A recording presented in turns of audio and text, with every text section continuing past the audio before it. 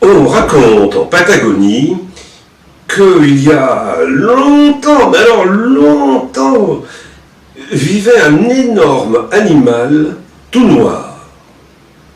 Cette grosse bête avait 4 petites pattes et adorait se promener. Mais le problème, c'est que quand cette bête s'ennuyait, elle bâillait.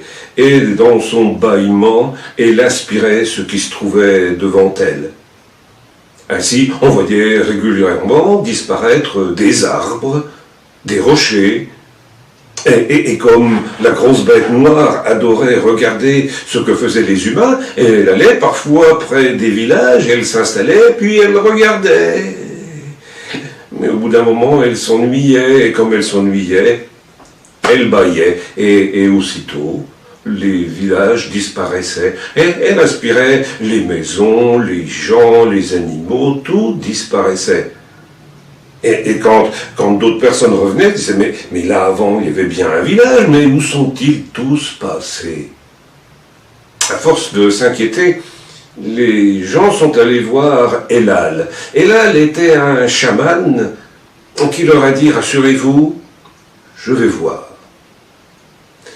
Elal est allé voir, et puis il a remarqué la grosse bête noire, et il l'a vu bâiller, et ce jour-là, elle a aspiré un putois qui malheureusement passait par là. Aussitôt, Elal est allé voir la bête et lui a dit « Ouvre voir la bouche, que je regarde ce que tu as dans ton ventre. » Et la grosse bête noire a refusé, et même a inséré des lèvres.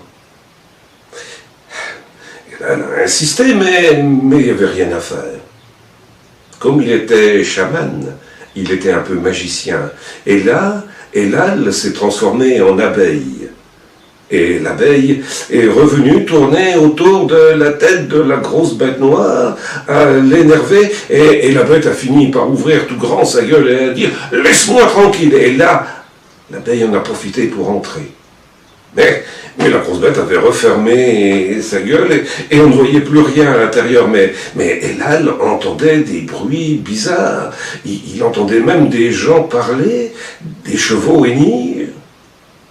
Mais comme la grosse bête s'est encore ennuyée, elle a fini par ouvrir la gueule. Et là, eh bien, avec la lumière, elle a vu tous les villageois qui avaient disparu, les arbres qui manquaient dans les forêts, les rochers, les chevaux, les animaux, même le putois.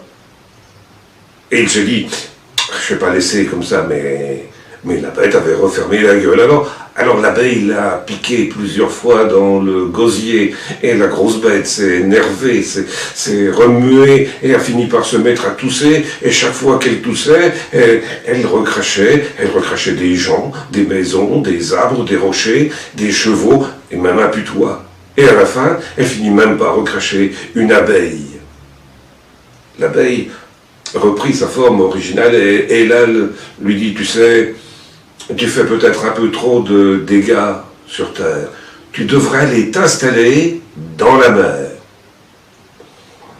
La grosse bête n'était pas très intéressée, mais c'est vrai qu'elle était quand même ennuyée d'avoir provoqué autant de dégâts. Si elle n'avait pas été noire même, on aurait pu voir qu'elle était devenue toute rouge.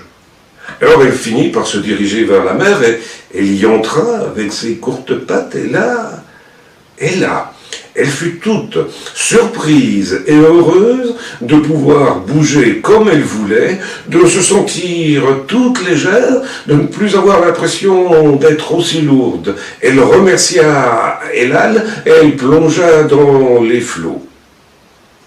C'est depuis ce temps-là qu'au large de la Patagonie, on peut voir souvent passer des baleines.